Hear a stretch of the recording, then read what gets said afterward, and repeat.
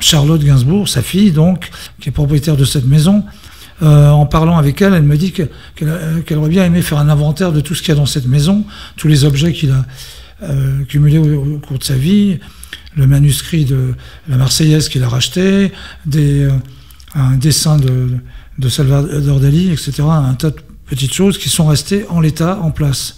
Donc, je lui dis, bah oui, si tu veux, je te fais ce truc-là, mais comme depuis le temps qu'elle voulait faire un musée, en plus, c'est un peu compliqué, parce que la maison n'est pas si grande que ça, il y a un tas d'objets qui risquent soit d'être abîmés, soit d'être même volés, quoi. Oui, en plus. Donc, je ne sais pas si ça sera un jour ce musée. Je lui ai dit, une fois j'ai fini les photos, je lui ai montré tout ça, enfin j'ai quand même passé 8-10 jours à faire ces photos, j'ai pris un... T'as tout photographié? Ah oui. Ah ouais. Ah oui. Ça représente combien de photos à peu près à la louche? Je suppose on en a gardé 80-90. Ah oui, d'accord. Okay, mais pour chaque photo, ça veut dire qu'il y en a 5-6. D'accord. Okay. 5-6 choses légèrement différentes.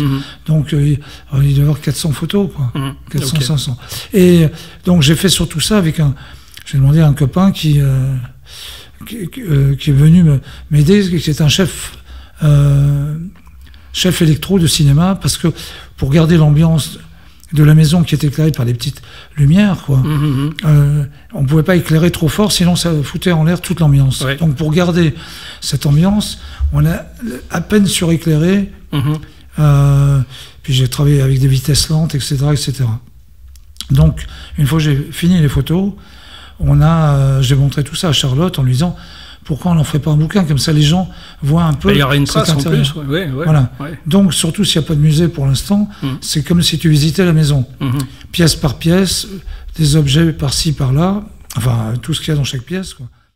Ce gars est venu travailler comme une espèce d'assistant secrétaire, homme à tout faire pour Serge dans la maison. Et il accompagnait à droite à gauche et faire des courses et tout ça. Et il a continué au décès de Serge à entretenir la maison. La maison, d'accord. C'est-à-dire s'occuper il y a plein de poussière qui s'accumule dans des bouquins et tout ça. Il venait avec un petit pinceau pour enlever la poussière, pour pas déplacer les objets en plus. Donc il connaît par cœur tous les objets. Et c'est lui qui a fait les légendes de toutes les photos et de tous les objets qu'il y a dans la maison. Qui ont été, en fait, beaucoup d'objets ont été, comment dirais-je, répertoriés par un huissier. Ouais. Puisque c'est des objets de valeur avec les années, etc. Ouais. Donc ce bouquin est, disons, complet dans la mesure où il y a tout ce qu'il y a à l'intérieur et légendé avec des dates, etc.